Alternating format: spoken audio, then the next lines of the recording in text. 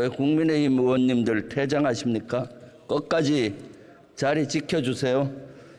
존경하는 김영주 부의장님, 선배 동료 의원 여러분, 국회의원 김병주입니다.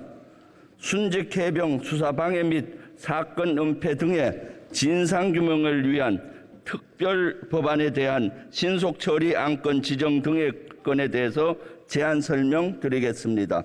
이 법안에 대한 신속 처리 안건 지정 동의에 찬성해 주실 것을 간곡히 요청드리며 그 배경 설명을 드리겠습니다. 해병대에 지원했던 20살 아들이 입대 3개월 만에 황망하게 세상을 떠났습니다. 시험관 시술을 통해 10년 만에 힘겹게 얻은 아들이었습니다.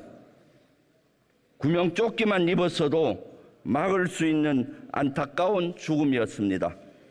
부모는 아들이 사랑했던 해병대가 철저히 원인 규명을 해달라고 부탁을 했습니다.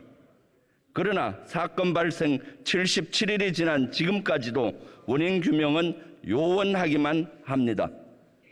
국가를 위해 순직한 해병의 억울한 죽음에 대해 진상 규명을 하고 책임자에 대해 합당한 처벌을 해야 합니다.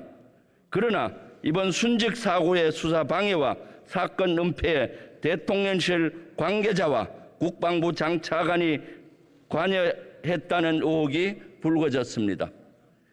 현재 군 검찰은 국민적 신뢰를 잃어 독립적이고 엄정한 수사를 기대할 수 없습니다. 이에 특별검사를 임명해 순직 해병 수사 방해 및 사건 은폐 등의 행위에 대해 진상규명을 하려는 것입니다. 해병대 수사단의 최초 수사는 법과 원칙대로 실시되었습니다. 수사 결과를 보고받은 김계한 해병대 사령관은 박정훈 수사단장을 격려하고 칭찬까지 했습니다. 지난 7월 30일에는 이종섭 국방장관까지 수고했다며 수사 결과 보고서를 결재했습니다. 그런데 이튿날 수사 결과가 대통령실 국가안보실에 보고되고 수석 비서관 회의를 거치면서 이상한 기류가 일었습니다.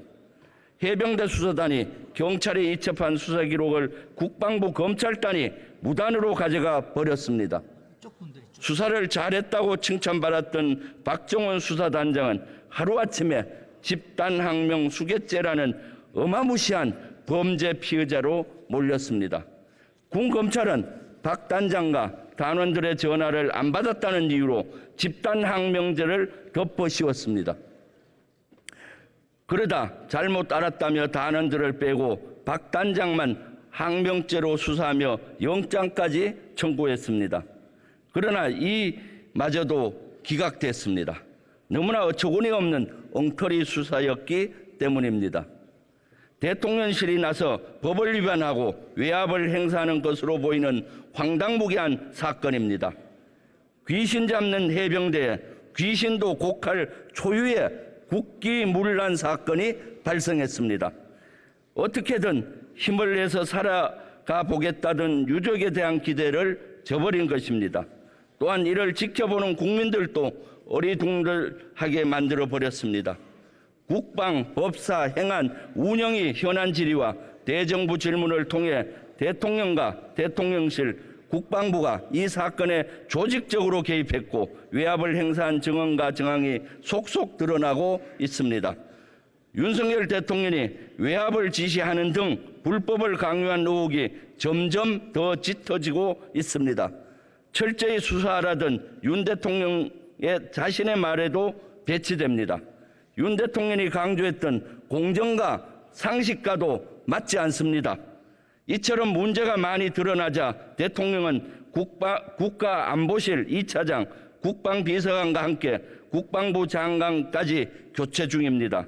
5만 명이 넘는 국민들이 이 사건에 대해 국회 국정조사를 요구했지만 이마저도 여당 반대로 여의치 않는 상황입니다. 특검은 꼭 필요합니다.